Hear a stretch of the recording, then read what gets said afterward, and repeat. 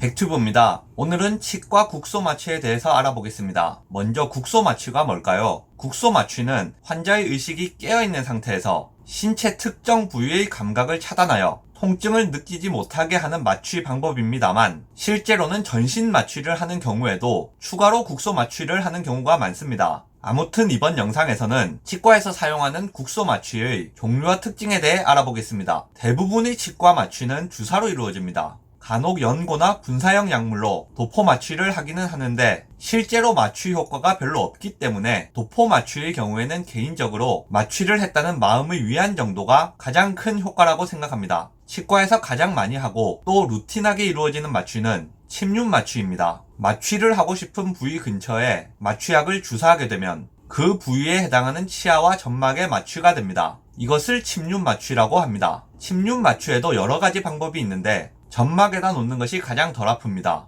좀 깊이 찔러서 골막 주위나 골막 아래, 그리고 치주인대 같은 곳에 마취를 하게 되면 압력이 꽤 높기 때문에 상당히 뻐근한 느낌이 들게 됩니다. 대신에 마취 효과는 점막에 놓는 것보다 좀 더 확실하게 나타나는 경우가 많습니다. 뼈에 구멍을 뚫고 직접 놓는 방법도 있기는 한데, 일반적으로 자주 하는 방법은 아닙니다. 치수강내 마취법이라는 것도 있는데, 이것은 치아가 갈 때까지 가서 신경 말단이 변성됐다든지 염증이 너무 심하다든지 여러 가지 이유로 인해 그 어떤 마취도 먹지 않을 때 쓰는 마취로, 마취 자체가 기절할 정도로 많이 아프기 때문에 일반적으로는 선호되지 않는 마취 방법입니다. 신경치료를 할 때 마취가 안 먹으면 최후의 보루로 쓰는 방법이고, 대신 마취 효과 하나는 확실합니다. 주사로 하는 마취 중 여기까지가 침륜 마취에 해당합니다. 좀 더 넓은 부위를 마취하고 싶은 경우에는 전달 마취라고 하는 방법을 사용하는데, 실제 시술을 하는 부위에 주사를 놓는 것이 아니라 큰 신경이 지나가는 길에 마취를 해서 그 신경이 지배하는 곳을 한 번에 전부 다 마취하는 방법입니다. 좀 넓은 부위의 마취가 필요하거나 염증 같은 것이 있어서 마취가 잘 안 되거나 침륜 마취를 하려고 봤더니 거기가 상태가 너무 안 좋거나 하악 대구치 부위처럼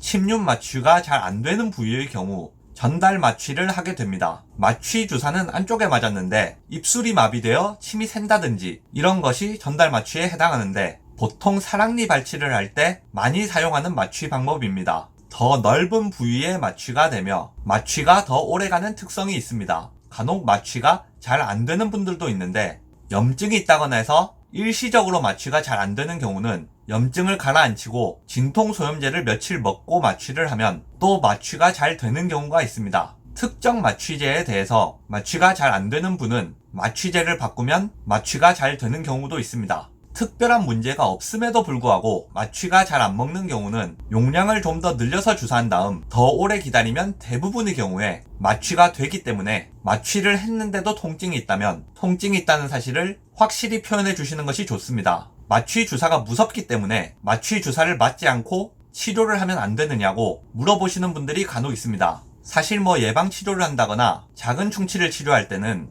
마취를 안 하는 것도 방법이긴 합니다만, 웬만하면 치과의사가 마취를 하겠다고 할 때에는 그냥 마취를 당하시는 편이 낫습니다. 만약 마취를 해야 되는 케이스인데 참아보겠다고 하시면 통증도 통증이지만 언제 어떤 순간에 통증이 올지 모르기 때문에 진료 내내 긴장의 끈을 놓을 수가 없고 나중에 집에 가서 몸살이 나는 경우도 있습니다.